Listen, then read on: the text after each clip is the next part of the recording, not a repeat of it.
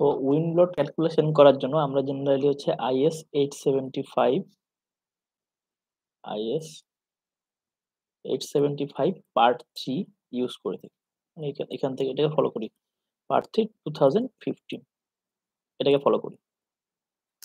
আচ্ছা, তো wind load calculation করার আগে আমরা জেনে নিই যে উইন্ড স্পিডটা কি, বেসিক উইন্ড স্পিডটা কি। তো কোনো একটা এরিয়াতে 50 বছরের যে উইন্ডের যে স্পিড থাকে তার একটা ডেটা কালেক্ট করা হয়। তার একটা ডেটা কালেক্ট করে যে এবার তারপরে মেক্সিমাম যে ভ্যালু গুলো থাকে সেখান থেকে বের করা হয় যে এই এরিয়াতে মোটামুটি এই এরিয়াতে উইন্ড স্পিড কিরকম থাকতে পারে। তো উইন্ড স্পিডের বেসিসে আমরা হচ্ছে গোটা ইন্ডিয়াকে আমরা বেশ কয়েকটি জোনে আমরা ভাগ করেছি। কি জোনে ভাগ করেছি?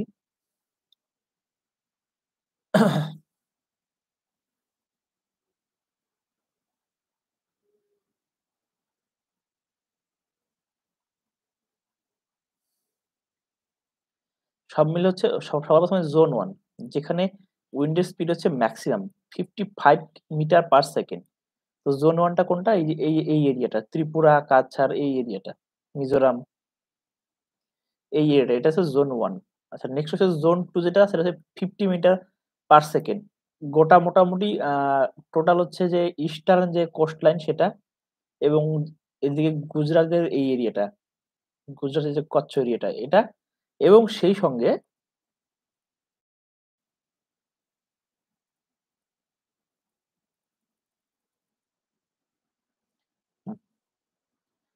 সেই সঙ্গে আমাদের যে আসামের যে বাকি এরিয়াটা এটা। তো এইগুলো হচ্ছে আসাম, শিলং এর যে এরিয়াটা এটা হচ্ছে আমাদের জোন 2 আরকি। এখানে wind speed 50 meter per second. আচ্ছা নেক্সট আছে জোন 3 47 মিটার পার সেকেন্ড। মোটামুটি গোটা উত্তর ভারত মানে ইনক্লুডিং রাজস্থান, দিল্লি, হরিয়ানা, পাঞ্জাব, গুজরাটের মেক্সিমাম পোরশন, উত্তরপ্রদেশ, বিহার, মোটামুটি গোটা ওয়েস্ট বেঙ্গলটাই এটা হচ্ছে 47 মিটার পার সেকেন্ড। আচ্ছা তারপরে যে এরিয়াটা আসে তারপরে যেটা আসে সেটা হচ্ছে 39 মিটার পার তারপরে 44 মিটার পার সেকেন্ড। এই 44 মিটার। তো এটা কি? এটা হচ্ছে এই যে অরুণাচল প্রদেশ কিছুটা পোরশন এদিকে, হ্যাঁ? এদিকে কিছুটা পোরশন এবং হচ্ছে ইস্টার্ন ঘাট ওয়েস্টার্ন ঘাটের এই এরিয়াটা এটা হচ্ছে 44 মিটার।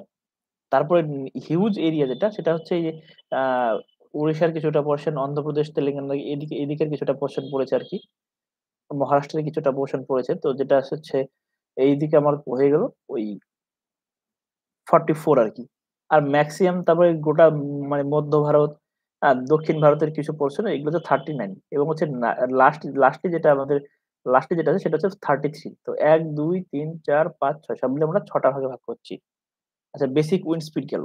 তো এইবার আমরা কি উইন্ডের এবার সবার ১ম আসি উইন্ড লোড। এবার কি আমরা কি জানি যে নিচের দিকে উইন্ডের যে স্পিড থাকে সেটা হচ্ছে কি যে স্ট্র্যাটোস্ফিয়ার এ উইন্ডের স্পিড উপরের দিকে গেলে উইন্ডের স্পিড বাড়ে।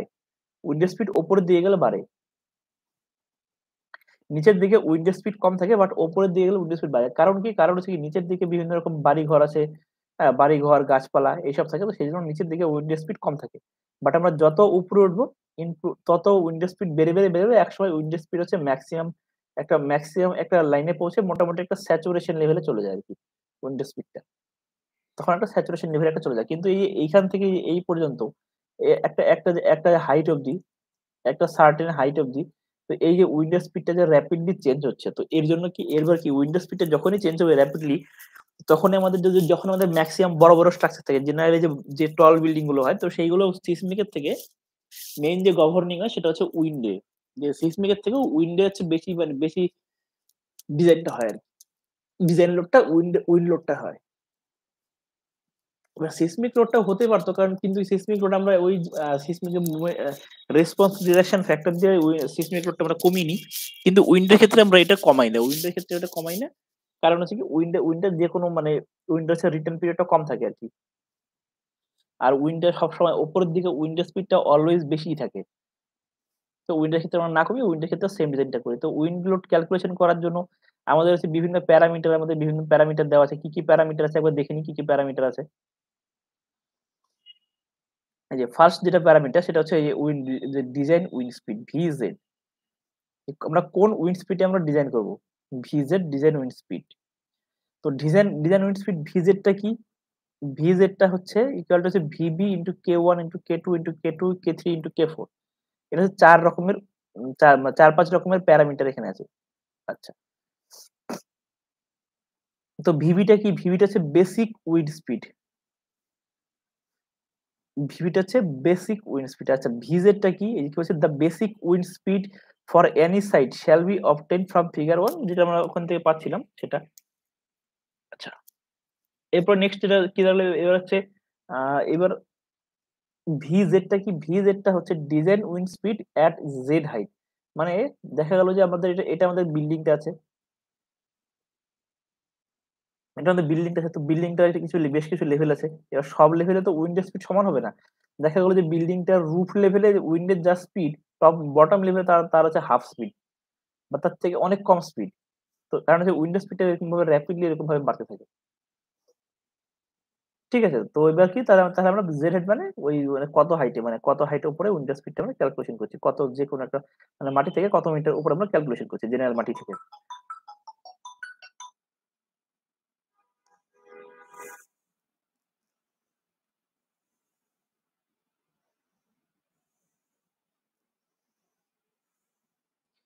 তো ভিবি আমরা পেয়ে গেলাম। এবার হচ্ছে K1 K1 টা কি? K1 টা হচ্ছে প্রবাবিলিটি ফ্যাক্টর মানে বা হচ্ছে রিস্ক কোএফিশিয়েন্ট। হ্যাঁ? সেটা আমরা কোথায় পাবো? সেটা আমরা পাবো নিচে। নিচে একটা টেবলে কি বলেছে? প্রবাবিলিটি ফ্যাক্টর বা রিস্ক কোএফিশিয়েন্ট।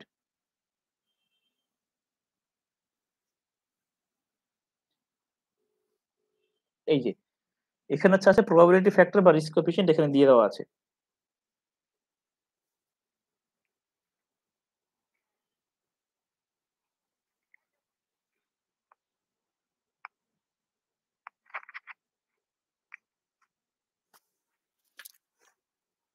হুম। তাহলে প্রবাবিলিটি ফ্যাক্টর বা রিস্ক কোএফিশিয়েন্ট টা এই ফ্যাক্টরটা আমরা কত নেব?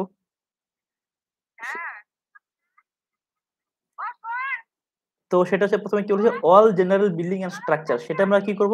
এবার সেটা হচ্ছে কত বছরের জন্য আমরা ডিজাইন করব? সেটা হচ্ছে ৫০ বছর যদি লাইফ স্প্যান যদি ধরি, তো ৫০ বছরের লাইফ স্প্যান এ আমরা যদি ডিজাইন করি, তো সেক্ষেত্রে আমরা হচ্ছে সবগুলা ভ্যালুই আমাদের 1111 হবে। আচ্ছা এখানে আরেকটা জিনিস যেটা সেটা লক্ষণীয় সেটা হচ্ছে যে উইন্ড এর হচ্ছে বিভিন্ন স্পিডের মানে বিভিন্ন জোনের জন্য ভ্যালু হচ্ছে বিভিন্ন রকম হবে।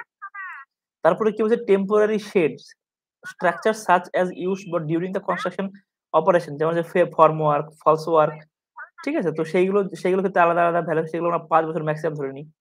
Building and structure for low degree of Hazard life ঠিক? তো সেইগুলো ২৫ বছরের জন্য। আর ইম্পোর্টেন্ট বিল্ডিং যেমন হসপিটাল, পাওয়ার প্ল্যান্ট এগুলো ১০০ বছরের জন্য। তো সেক্ষেত্রে মানে বিভিন্ন স্পিডের জন্য বিভিন্ন যে ভ্যালু হয় সেই ভ্যালু গুলো এখানে দিয়ে দেওয়া আছে। এটা গেল হচ্ছে আমাদের ১ম গেল K1 আচ্ছা এরপরে যেটা আসি K2 এর মধ্যে কি K2 ফ্যাক্টর কি আছে? K2 ফ্যাক্টর হচ্ছে উইন্ডের হাইট বাড়ার সঙ্গে, সঙ্গে ডিফারেন্ট ডিফারেন্ট হাইট বাড়ার সঙ্গে, সঙ্গে যে ভ্যালুটা যেটা চেঞ্জ হবে সেটা হচ্ছে K2 ফ্যাক্টর যেটা টেরেন ক্যাটেগরি ফ্যাক্টর। আর টেরেনের রেশিও। এবার টেরেনটা কি জিনিস? এবার ১ম আসি টেরেনটা কি জিনিস? টেরেনের যে ক্লাসিফিকেশন তাতে আসি।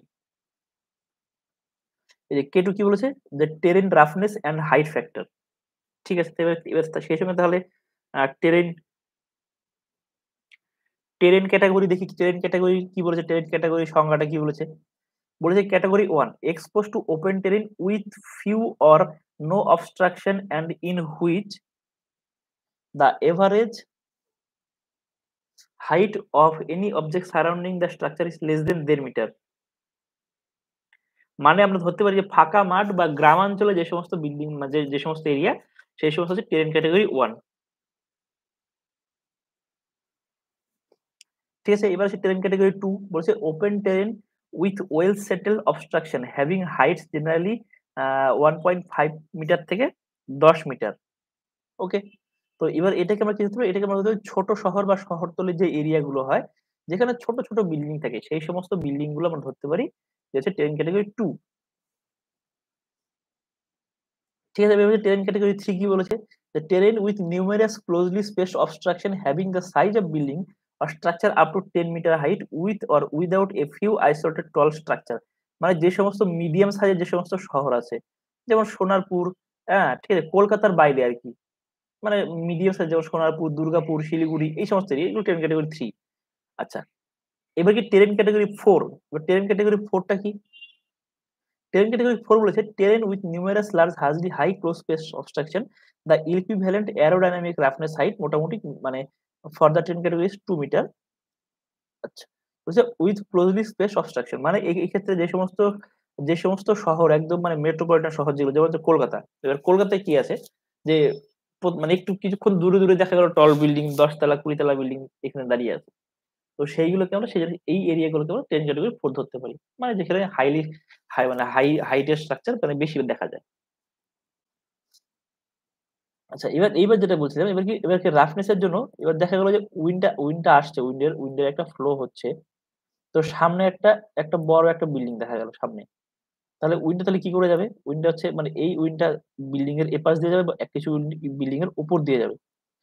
তো এবারে এখানে যখনই উইন্ডটা ধাক্কা খেলো, ধাক্কা খাওয়ার পর উইন্ডের যে স্পিডটা সেটা কমে গেল। কিন্তু এটা যদি গ্রামাঞ্চলে হতো তাহলে কি গ্রামাঞ্চলের সাইজ গুলো মানে বিল্ডিং এর বা ঘরবাড়ি আরো ছোট, ছোট। উইন্ডটা জাস্ট যাচ্ছে, এই হালকা করে গেল হয়ে গেল। বাট এই লেভেলে যে উইন্ডটা যেখানে স্পিড বেশি সেটা একদম সেই স্পিডে এটা বেরিয়ে গেল। তো সেটা আমরা যদি এখানে দেখি, এখানে যদি আমরা ফ্যাক্টরে দেখি তাহলে কি দেখাচ্ছে এখানে যে আপ টু 10 মিটার 10 ক্যাটেগরি 1 2 সবার মোটামুটি value up to 10 meter 10 category 1 এর 1.05 বাট এটা হচ্ছে স্যাচুরেশন পয়েন্টে চলে যাচ্ছে মোটামুটি ৩০০ মিটার উপরে গেলেই। মানে ২৫০ মিটার ৩০০ মিটারে গেলে এটা স্যাচুরেশন এ চলে আসছে। টেরেন ক্যাটেগরি 2 র ক্ষেত্রে এই স্যাচুরেশন ভ্যালুটা এটা ৩৫০ মিটারে আসছে। টেরেন ক্যাটেগরি 3 র ক্ষেত্রে এই ভ্যালুটা ৪৫০ মিটারে আসছে। আর টেরেন ক্যাটেগরি 4 এ এটা মোটামুটি ৫০০ মিটারের মতো আশপাশ ৫০০ মিটারের আশপাশ গেলে এই স্যাচুরেশন ভ্যালুটা আসছে। আদারওয়াইজ আমরা দেখতে পাই যে এবার টেরেন ক্যাটেগরি 4 এ কি টেরেন ক্যাটেগরি 4 এর সময় যদি বিল্ডিং এর হাইট যদি ২০ মিটার হয় দেখা গেল যে ২০ মিটারে একই ভ্যালু দেখাচ্ছে। এবং সেই ভ্যালুটা terrain category 1, terrain category 2, terrain category 3 থেকে কম। কেন? কারণ কি এখানে উঁচু স্ট্রাকচার। এখানে হচ্ছে হাইট হাইট বেশি স্ট্রাকচারে। তো সেখানে উইন্ডটা যতই যেখানেই যাক উইন্ডটা এখানে বাধাপ্রাপ্ত হয়ে যাচ্ছে। বাধাপ্রাপ্ত হয়ে উইন্ডের স্পিড কমে যাচ্ছে। যেমনটা আমরা দেখি যে বাদাবন যেগুলো আছে, বাদাবন কি করে যে সুন্দরবন এরিয়া বা যে সমস্ত বাদাবন আছে এরা কি করে? এরা হচ্ছে যখন ঝড় আসে, এবার কি ঝড়টা তো এসে তো বাদাবনের উপর যখন লাগে তখন এরা সেটাকে আটকে দেয়। বা বড় গাছ থাকলে কি হয় হাওয়াটা আটকে দেয়। যে হাওয়াটা বেশি লাগতে দেয় না। তো গাছের পাশের যে জায়গাটা সেই জায়গাটায় বেশি হাওয়া লাগে না। এইটাই হচ্ছে ব্যাপারটা। হয়ে গেল। তো এবার এটার অ্যাকর্ডিং যে এবার এখানে আমরা ১ম এ ঠিক করব টেরেন ক্যাটেগরি বিল্ডিং এর লোকেশন কি তার আসলে টেরেন ক্যাটেগরি ঠিক হয়ে গেল। এবার স্ট্রাকচারের হাইট বিভিন্ন হাইটে যেই হাইটে আমরা ক্যালকুলেশন করব সেটা হচ্ছে এখান থেকে পেলাম। এবার এক্সাক্ট যে মাঝখানের যে ভ্যালু গুলো সেগুলো হচ্ছে কি সেগুলো আমরা লিনিয়ার ইন্টারপোলেশন করব। এই যে সেটা লিখে রেখেছি for intermediate values of height z in given in terrain category use linear interpolation. তো লিনিয়ার ইন্টারপোলেশন করে নিলাম আমরা। তাহলে কি K2 বেরিয়ে গেল। এবার হচ্ছে K3 কি? K3 হচ্ছে টোপোগ্রাফি ফ্যাক্টর। টোপোগ্রাফি ফ্যাক্টরটা কি বলেছে? The basic wind speed takes into account in the general level for the site মানে সোজা কথা হচ্ছে যে এরিয়ার টপোগ্রাফিটা কিরকম আছে? এরিয়ার টপোগ্রাফিটা প্লেন নাকি হচ্ছে যে এরকম ঢালান জমি নাকি এরকম উঁচু হঠাৎ করে গিয়ে উঁচু পাহাড় সেটা হচ্ছে টেরেন ক্যাটেগরি মানে টপোগ্রাফি ফ্যাক্টর। তো টোপোগ্রাফি ফ্যাক্টর একদম হচ্ছে শর্টকাটে যেটা আমরা বুঝি আরকি আমি যেটা শর্টকাটে বলতে বুঝি যেটা সেটা হচ্ছে যে যদি যদি জমির স্লোপ যদি ৩ মিটার বা সরি ৩ ডিগ্রি বা তার কম হয় সেক্ষেত্রে আমরা k is equal to 1 নেব। আচ্ছা যদি ৩ ডিগ্রির থেকে যদি বেশি হয়, ৩ ডিগ্রির থেকে যদি বেশি হয় তাহলে আমরা 1 থেকে 1.36 নেব। এবং হচ্ছে যে এবার সেক্ষেত্রে যেটা সেটা হচ্ছে এনেক্স সি তে সেটা দেওয়া আছে। এনেক্স সি তে গেলে এটা আমরা দেখতে পাবো। আচ্ছা তারপর লাস্ট যেটা কি আছে সেটা হচ্ছে importance factor for cyclonic region. এবার কোন একটা স্ট্রাকচার দেখা গেল কোস্ট এরিয়াতে অবস্থিত, কোস্টাল এরিয়াতে যেখানে কিনা সাইক্লোন, হ্যারিকেন এগুলো আসতেই থাকে। কিন্তু হচ্ছে আ যে সমস্ত স্ট্রাকচার দেখা গেল মানে কোস্ট এরিয়া থেকে অনেক দূরে, তো সেই সমস্ত স্ট্রাকচার সেক্ষেত্রে তো ইম্পোর্টেন্স ফ্যাক্টর আলাদা হওয়ার কথা। অথবা যে সমস্ত স্ট্রাকচার যে সাইক্লোনের পরবর্তী শেল্টার হিসেবে ইউস করা হবে, তো সেগুলো যদি সাইক্লোন আসার আগে যদি ভেঙে গুড়িয়ে যায় সাইক্লোনে তাহলে সেগুলো শেল্টার হিসেবে ইউস করা যাবে না। তো সেইজন্য সেই সমস্ত স্ট্রাকচারের মানে লোড ক্যালকুলেশন করার সময় আমরা হচ্ছে লোডটাকে একটু ইম্পোর্টেন্স ফ্যাক্টর দিয়ে একবার গুণ করে নিই। এবার কি বলেছে এখানে the structures of post-cyclone importance for emergency service such as cyclone shelter, hospital, school, communication tower, etc. সেইগুলোর জন্য হচ্ছে 1.3 ইন্ডাস্ট্রিয়াল স্ট্রাকচারের জন্য 1.15 আর সমস্ত আদার স্ট্রাকচারের জন্য 1 তাহলে আমার তাহলে কি তাহলে আমাদের তাহলে ভিজেড প্রথমে আমরা বের করবো ভিজেড। তো ভিজেড বের করার জন্য আমাদের কি বের করতে হবে? প্রথমে হচ্ছে ভিবি বের করতে হবে, ভিবি। ভিবি আমরা পেয়ে গেলাম এরিয়া থেকে। তারপর বের করবো K1, যে K1 কত বছরের জন্য আর হচ্ছে ওখানকার চার্ট থেকে আমরা K1 পেয়ে গেলাম।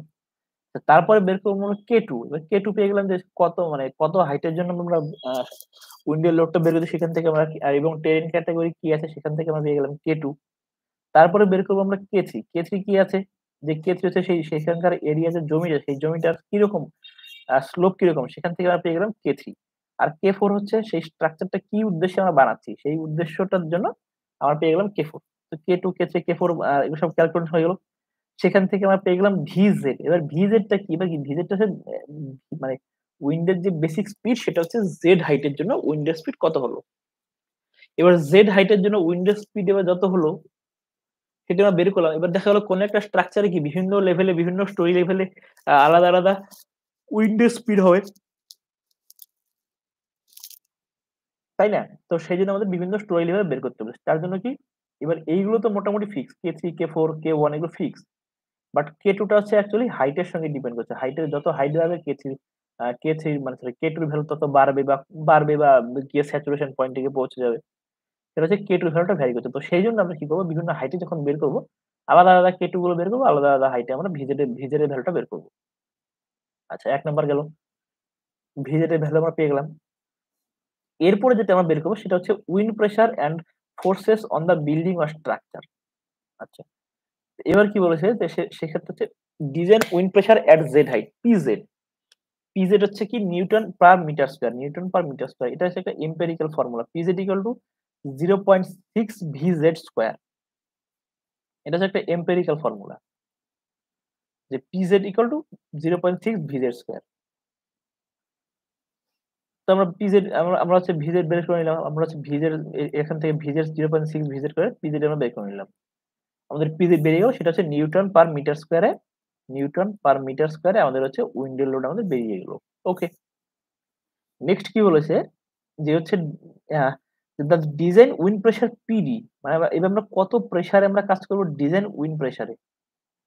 ঠিক আছে? এটা হচ্ছে design wind pressure and design wind speed.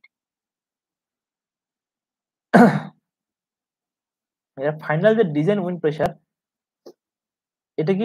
এটা শুধু only wind pressure at Z height. আর হচ্ছে ফাইনাল যে ডিজাইন উইন্ড প্রেসার সেটা হচ্ছে PD equal to KD into KA into KC into PZ. মানে পিজেড এর সঙ্গে আমাদের আরো ৩ টে ভ্যালু গুণ করতে হবে। একটা হচ্ছে কেডি, একটা কেএ, একটা কেসি। কেডিটা কি? কেডিটা হচ্ছে উইন্ড ডিরেকশনালিটি ফ্যাক্টর। কেএ হচ্ছে এরিয়া এভারেজিং ফ্যাক্টর। কেসি হচ্ছে কম্বিনেশন ফ্যাক্টর।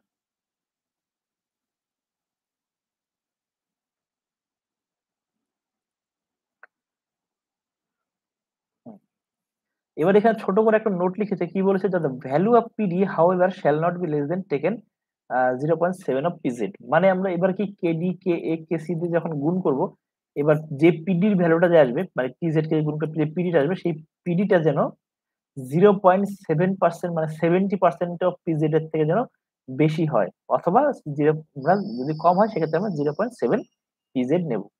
মানে দেখা গেল অর্থাৎ এটাই বলতে চাইছে যে কেডি ইন্টু হচ্ছে কেসি ইন্টু হচ্ছে কেএ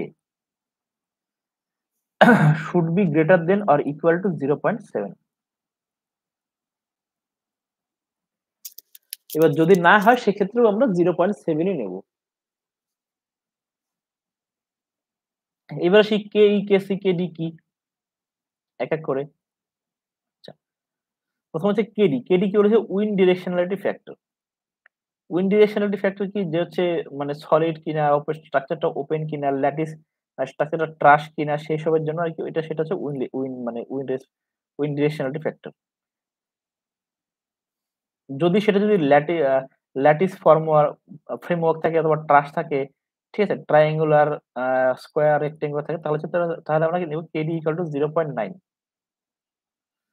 আচ্ছা, আর otherwise for circular or near circular সেইসব ক্ষেত্রে আমরা হচ্ছে 1 নেব। কি এবার আরেকবার স্পেশালি কি বলেছে? For cyclone affected region also the factor KD shall be taken as 1। এটা একটা গেল। তারপর হচ্ছে কি বলছে? তারপর বলেছে area এভারেজিং factor. Area এভারেজিং factor directly কি বলেছে যে যদি কোনো আমরা দেখা গেল যে এই এরিয়াটার উপরে আমরা উইন্ডের ফোর্সটা আমরা এই এরিয়ার উপরে আমরা দেব। আমরা এই এরিয়াটার উপরে আমরা উইন্ডের ফোর্স দেব আরকি। উইন্ডের ফোর্সটা এই এরিয়াতে দেব। এবার এই যে এরিয়াটা, এই এরিয়াটা যদি ১ ১০ মিটার স্কয়ার বা তার থেকে কম হয় সেক্ষেত্রে আমরা KA = 1 নেব। যদি ২৫ মিটার স্কয়ার হয় সেক্ষেত্রে আমরা 0.9 নেব। যদি ১০০ মিটার স্কয়ার বা তার বেশি হয় তাহলে আমরা 0.8 নেব। এবং এর থেকে ইন্টারমিডিয়েট যদি ভ্যালু থাকে সেক্ষেত্রে আমরা ইন্টারপোলেশন করে নেব। এটা হলো।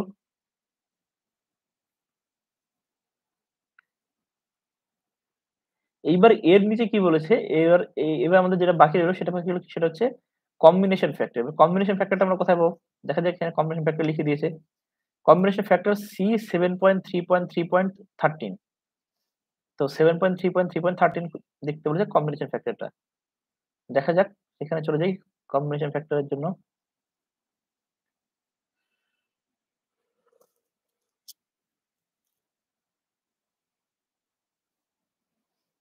হুম, এই যে frames. When taking wind load on frames of clad building, it is reasonable to assume that the pressure or suction inside or outside the structure shall not be fully correlated. Therefore, when taking the combined effect of wind load on frame, a reduction factor of 0 Kc equal to 0.9 may be used.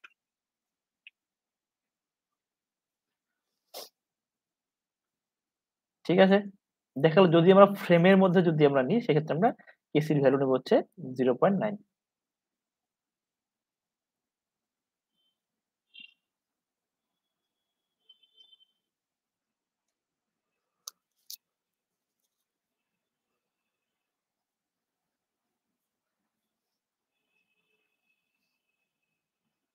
আচ্ছা আপাতত এই করে।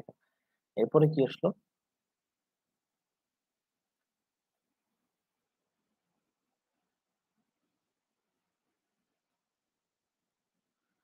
হ্যাঁ, সেক্ষেত্রে আমরা এবার হচ্ছে আমরা পিডি পেয়ে গেলাম। এবার হচ্ছে আমাদের যেটা বের করতে হবে সেটা হচ্ছে ফোর্স। হচ্ছে কত ফোর্স মানে লাগবে সেটা আমরা বের করব। এবার কত ফোর্স লাগবে আমরা পিডি পেয়ে গেলাম। পিডি পেয়ে গেছি আমরা এরিয়া জানি, পিডি জানি, সব জানি। ঠিক আছে? এর ফোর্স আমরা কি দুভাবে মানে ফোর্স বের করতে পারি। একটা কি? একটা হচ্ছে ইন্টারনাল এবং হচ্ছে এক্সটার্নাল প্রেসার কোএফিসিয়েন্ট এর থ্রুতে। আরেকটা হচ্ছে ফোর্স কোএফিসিয়েন্ট মেথডে। ঠিক আছে? ফোর্স কোএফিসিয়েন্ট মেথড হচ্ছে সিএফ। আর external and internal pressure coefficient এর মাধ্যমে কিন্তু আমরা ফোর্স কোএফিসিয়েন্ট এর মাধ্যমে করতে পারি। তো ১ম এ দেখব external and internal pressure coefficient এর থ্রুতে কি করে করা যায়। তো সেটার জন্য আমাদের ১ম এ বিল্ডিং এর অ্যাসপেক্ট রেশিও বের করতে হবে। অ্যাসপেক্ট রেশিও গুলো বের করলে পরে তারপর তার বেসিসে আমরা বলে দেব যে এটা সিপিই এত, সিপিআই এত। সেক্ষেত্রে অনেকগুলো কেস হবে। ঠিক আছে? দেখা গেল যে ৮ টা করে কেস হচ্ছে বা ৬ টা করে কেস হচ্ছে। তো সেইগুলো দেখা সেক্ষেত্রে করতে হবে। আর আমরা যদি বলি যে না আমরা এভাবে করব না, আমরা ফোর্স কোএফিসিয়েন্ট মেথড এ করব। তো সেক্ষেত্রে ২ টো কেস বা ৪ টা কেস মেক্সিমাম ৪ টা কেস হবে। তো সেক্ষেত্রে আমরা ৪ টা কেস আমরা করে নিলাম ব্যাস হয়ে গেল। তো এবার আসি সিপিই আর সিপিআই এর ভ্যালু আমরা কি করে বের করব?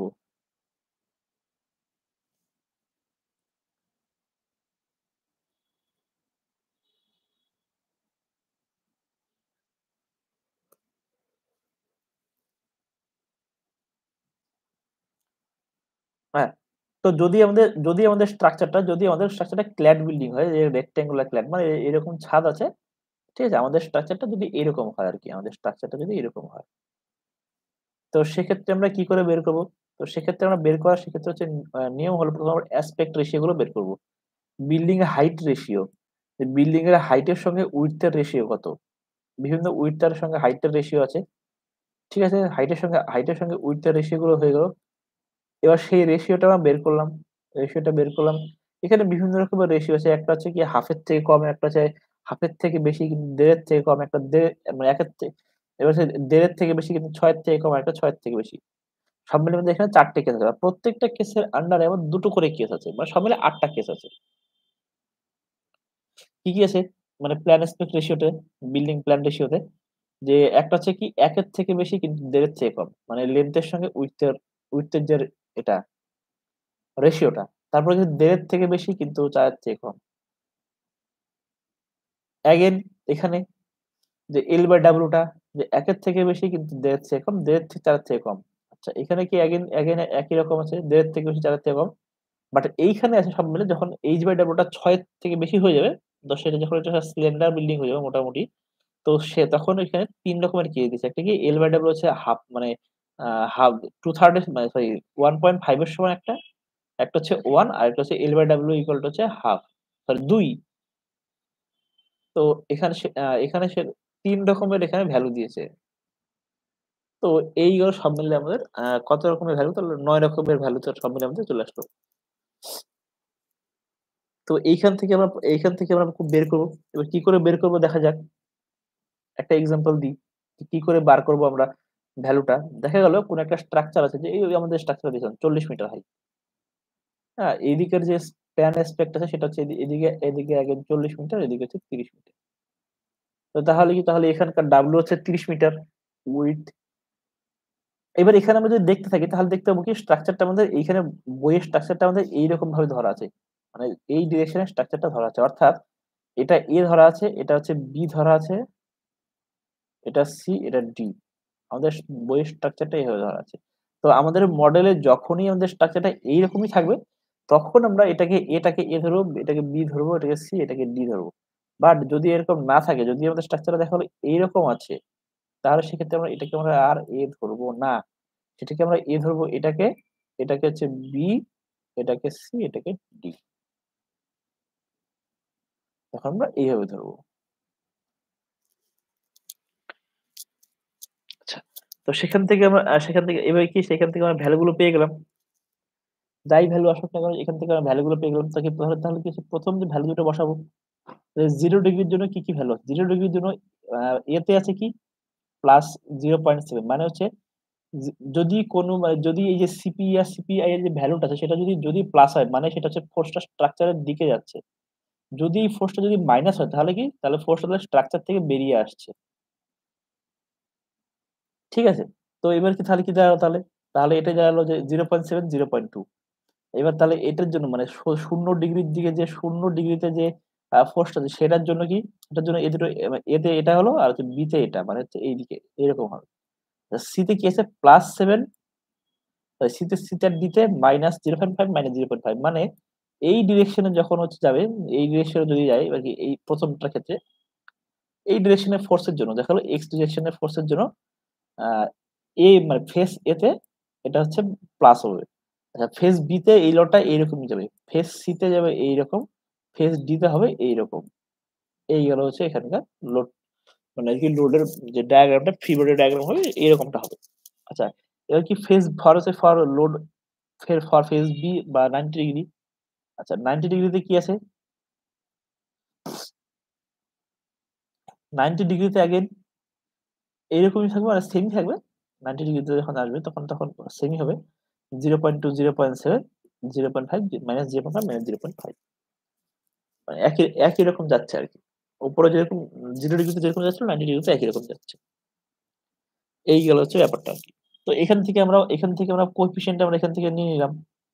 এবার কোএফিসিয়েন্ট নেবার পরে আমরা চলে যাব ওপরে। ওপরে কি আছে? ওপরে হচ্ছে CPE minus CPI into A into PD.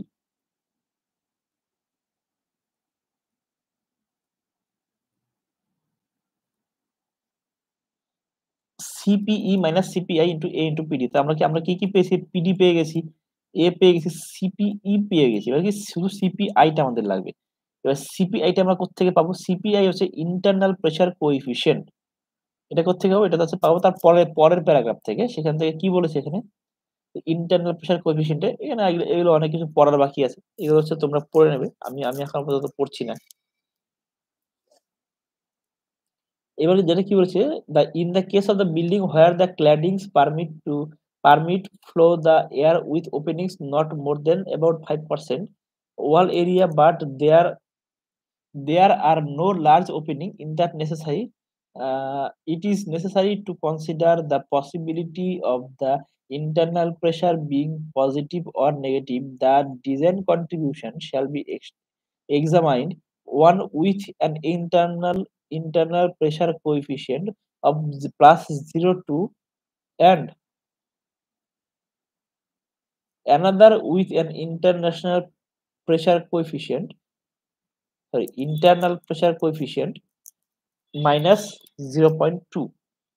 তো এবার আসি আমি যে প্লাস 0.2 মাইনাস 0.2 একটা হচ্ছে লার্জ ওপেনিং থেকে গেলে প্লাস মাইনাস 0.5 আর তার থেকেও যদি যদি হচ্ছে মানে লার্জার দ্যান 20% যদি ওপেনিং হয় তাহলে হচ্ছে 0.7 প্লাস মাইনাস 0.7 মানে সোজা হিসাবে হচ্ছে যদি লেস দেন 5% হয়, সরি লেস দেন 5% হয়, ভুল চিহ্ন দিয়ে ফেলেছি। যদি লেস দেন 5% হয় তাহলে হচ্ছে প্লাস মাইনাস 0.2। যদি 5 থেকে 20% হয়, 5 to 20% তাহলে কি? তাহলে হচ্ছে 0 পয়েন্ট প্লাস মাইনাস 0.5 আর যদি 20% এর থেকে বেশি হয় তাহলে পরে 0 পয়েন্ট প্লাস মাইনাস 0.7। এইগুলো হচ্ছে ব্যাপার-স্যাপার এবং এইগুলো হিসাব। এবার এর সঙ্গে আমরা a দিয়ে গুণ করে দেবো, এর সঙ্গে আমরা d দিয়ে গুণ করে দেবো। এটা হচ্ছে হয়ে গেল। এই পর্যন্ত সবাই বুঝতে পেরেছো না বুঝতে পারোনি?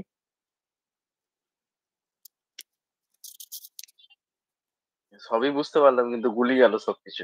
মানে আরেকবার দেখতে হবে ভিডিওটা। তারপরে যদি বুঝতে পারি। ঠিক মানে তাহলে একেকটা রেকর্ড তো যখন টপিক রইলই। তাহলে পড়াচ্ছেন হচ্ছে তখন আরেকদিন বুঝে তাহলে যায়। আরেকবার তাহলে দেখে নাও, ভিডিওটা পাঠিয়ে দিচ্ছি গ্রুপে। আর যদি কোনো কোশ্চেন থাকে তাহলে জিজ্ঞাসা করে নাও, শুনে নিই।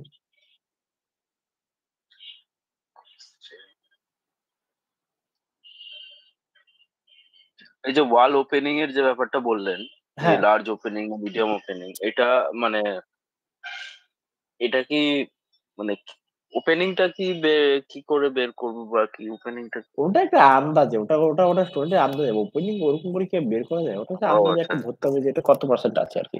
সেটা তো দেখেই বুঝতে পারবে যে এটা কোন ধরনের স্ট্রাকচার, কিরকম ওপেনিং আছে।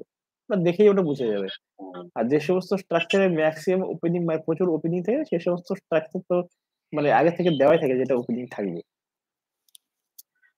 আচ্ছা। আর জেনারেলি যে সমস্ত আমাদের বিল্ডিং গুলো করি এগুলোকে আমরা ধরে নিই যে 5 মানে বিলো 0 to 5% ওপেনিং। 0 to 5%। ঠিক আছে? উইন্ড লোড বের করার জন্য তাহলে মানে এই সমস্ত জিনিস করতে হবে। হ্যাঁ, হ্যাঁ, হ্যাঁ। আমার কাছে একটা কলামের একটা ইয়ে আছে, রিল আছে। এইটা নিয়ে রাখতে পারেন। মানে এটা নিয়ে এবার রাখতে পারা যায় আরকি। মানে আপনি কি বলবো? আমার কাছে একটা আছে এরকম এক্সেল শিট। পাঠিয়ে দেবেন। এবার আমি বলতে ঠিক চাইছি আছে, যে আমি এরপরের দিনে একবার এর আগের একবার বার এক্সপ্লেইন করে আমি তাহলে একবার শেয়ার করে দেবনে। ঠিক আছে। না, আমি বলতে চাইছি এর আগের দিন যে সিসমিক লোডটা বুঝিয়েছিলেন, সেটাতে যেরকম A H equal to Z by two into S A by G into I by R যেটা বলেছিলেন। তো একটা সূত্রের উপর মানে ধার্য করে বিভিন্ন রকমের জিনিস বের করতে হয়েছিল, দিয়ে হ্যাঁ, লাস্টে গিয়ে এখানেও একই আমার রকম। সিসমিক এখানেও লোডটা প্রায় দিয়ে একই দিয়েছেন। রকম। আর এখানে তো আপনি প্রথমে বললেন ওই VZ equal to VB K two K three K হ্যাঁ, তো ভিজেড বের করলাম। মানে ভিজেড থেকে পেয়ে গেলাম পিজেড। পিজেড থেকে পেয়ে ইজেড। গেলাম পিডি। পিডি থেকে পাবো হচ্ছে ও ফোর্স। আচ্ছা। হ্যাঁ, হ্যাঁ, হ্যাঁ। ও আচ্ছা, আচ্ছা, ঠিক আছে। ওটাই, ঠিক আছে? ওটাই ঠিক আছে। ঠিক আচ্ছা, চলো ঠিক আছে তাহলে রাখছি তাহলে আজকে। ঠিক আছে। হ্যাঁ, তাহলে এরপরে তাহলে নেক্সট তাহলে কি সোমবার দিন? হ্যাঁ, সোমবার দিনই করা। ঠিক আছে।